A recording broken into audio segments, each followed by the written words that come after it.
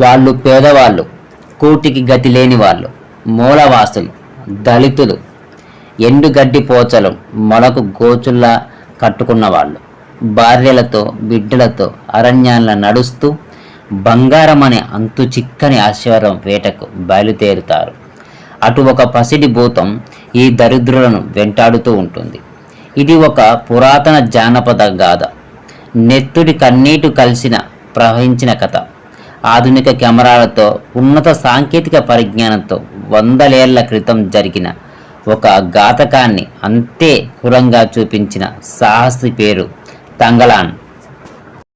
కొన్ని నిజ జీవిత ఘటనలు, కొంత కల్పన, పేదల ఆవేదన కలిసి తిరుగుబాటు సిద్ధాంతం. తంగలాన్. సారపట్ట చూశారా? కాలా చూసే ఉంటారు. ఇప్పుడు తంగలాన్. వీటిని తీసిన పారంజిత్ అనేవాడు మామూలు మనిషి కాదు, మహాదర్శకుడు. కన్నీటి కావ్యామృత రసావికరణ చేసిన మాంత్రికుడు, మన కాలపు వీరుడు. నేను అంబేద్కరిస్ట్ని ప్రకటించుకున్న రంజిత్ రొటీన్ రొడ్డకొట్టుడు చిల్లర ప్రచార కథలు తీయకుండా అతని ఆవేశానికో అర్థం ఉంది, అతని ఆగ్రహానికో పద్ధతి ఉంది, అతని తిరుగుబాటుకో లక్ష్యం ఉంది. తంగలాన్ తీయడం వెనుక ఉన్న పరిశోధన కమర్షియల్ ప్లాన్ మాత్రమే కాదు, అదొక తపస్సు, చెక్కు చెదరని నిబద్ధత. ఒక సూపర్ హీరోకి గోసిపెట్టి దండకార్యంలో నడిపించిన దుస్సాహసం.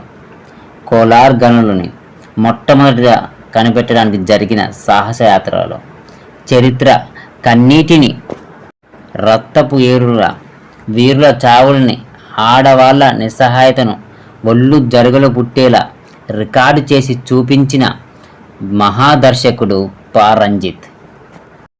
అటు అగ్రవర్ణ బ్రాహ్మణ దురంకారం, ఇటు హృదయం లేని బ్రిటిష్ పాలకుల దౌర్జన్యం. దళిత బహుజనుల వెనుక తుపాకులు, ముందు మొనదేలిన ఈటలు. బంగారం ఒక తీరని దాహం, దురాశ ఇటు, నిరుపేద తల్లుల బిడ్డల ఆకలి. ఇలాంటి ఒక మానవ మహావిషాదాన్ని డాక్యుమెంటరీగా తీస్తే చాలదు, నీరసంగా నడిచే కళాత్మక చిత్రంగా తీసిన కుదరదు.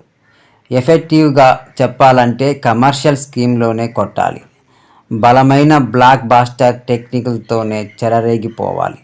ఆ ఎత్తుగడ ఫలించింది, పారంజిత్ గెలిచాడు. చియాన్ విక్రమ్ ఒక మార్మిక శక్తిగా మారి ముందుండి ఈ సినిమా నడిపించాడు. సేతు చిత్రంలో చియాన్ పేరుతో విక్రమ్ పాపులర్ అయ్యారు. అదే తెలుగులో శేషు, హిందీలో తేరే నామ్.